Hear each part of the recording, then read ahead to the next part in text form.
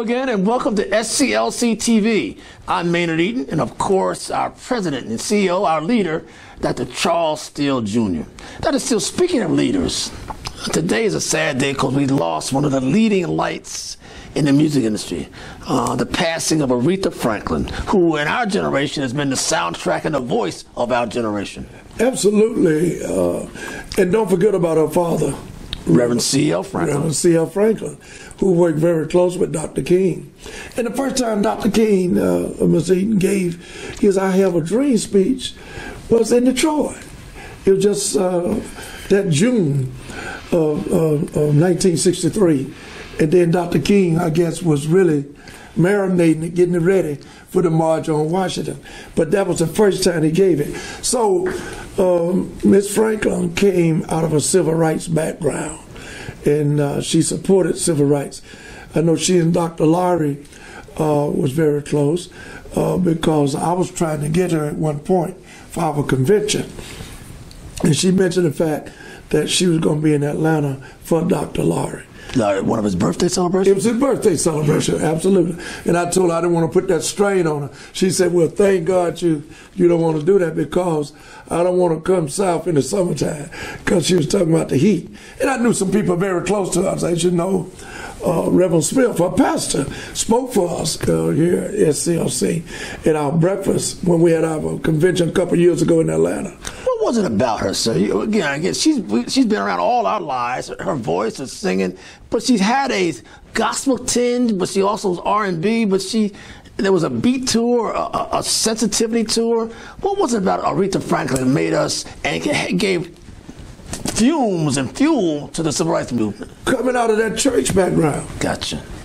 She was anchored in the church. Gotcha. I spoke at her church last year. She was not there. And Bob Smith, Reverend Bob Smith, had me up, and I spoke at the 11 o'clock service. And I wanted her to be there, but he told me, we had breakfast at the church, he told me that she feed everybody at the church and in Detroit at least once, twice a year. Also Christmas time. She give out presents to any and everybody she could. She loved her community. She loved her church. And she loved the Lord. She loved the Lord, absolutely. And Bob Smith, Reverend Bob Smith, we just that close, I could call him Bob, from Birmingham, Alabama. And for him to be affiliated and to take the place of Reverend C.L. Franklin, that is a story in itself, because the story goes that Reverend Bob Smith used to always carry Reverend C.L. Franklin tapes and sermons in his automobile. And when you hear him, you think you listening to Reverend C.L. Franklin. So I'm just honored to be associated with our pastor and some of her members at her church. She loved New Bethel Baptist Church. We talk about athletes being GOATs, the greatest of all time. Some say, many say, Aretha Franklin was the greatest of all time. The greatest of all time, regardless. I was just listening to the radio on Sirius XM, and the people calling in saying, I remember Miss Franklin when I was in college and I flunked a test. I had a bad day on the job somewhere. Regardless of what it was, my family and I couldn't see make ends meet. That's when I would put on Aretha Franklin and be lifted, and I could make it through the day. She lifted your spirits. Lift the spirit. Let me give you a story. Uh-oh. I was at Mississippi Valley State, and Miss Franklin, Aretha Franklin, made a song called This Is the House at Jackville.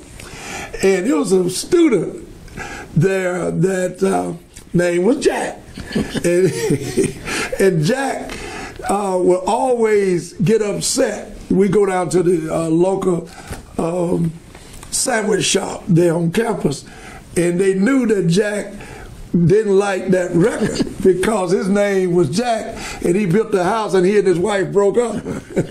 And when he would come into the sandwich shop, somebody would put it in and say, this is the house that Jack built. And I didn't know Jack would get rowdy when that song come on, throwing chairs.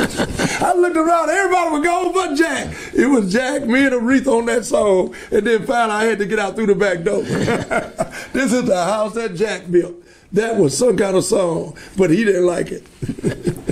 Speaking of breakups this week, we also had the breakup of President Trump and Omarosa. President Trump supposedly using the N-word, but Omarosa once curried up to him, and now trying to throw bricks at him. There are many who have mixed reaction to her new book, Unhinged, thinking maybe she's unhinged too. Well, as you know, I do know Omarosa, and we have always communicated over the years, but it's bigger than Omarosa. I don't care who the leader is. You can't be false in relationships and with your perspective as an individual. So if he was that bad, first thing I say, you shouldn't have been with him. All right. If he's that bad and you had any indication. Number two, you dealing with a trust factor, which is very important in leadership to any degree. President of your community organization, president of the civic league, whatever, voting league, church, Sunday school, whatever the leadership is, it's all about loyalty. And once you discover that you can't have loyalty, particularly when you're bringing in a subdued, subliminally taping, recording of someone, then that's a no-no, automatically. She should have done it, you say? I say no one should do that. If you're in the company and giving your verbal commitment, then I support you. Ladies and gentlemen, a lesson in leadership. And we talked about a leader, Aretha Franklin. We also talked about a lack of ethics, or morality with regard to Omarosa and her relationship with the president. Interesting session today with Dr. Steele, as always. I'm Maynard Eaton. This has been SCLC TV Today.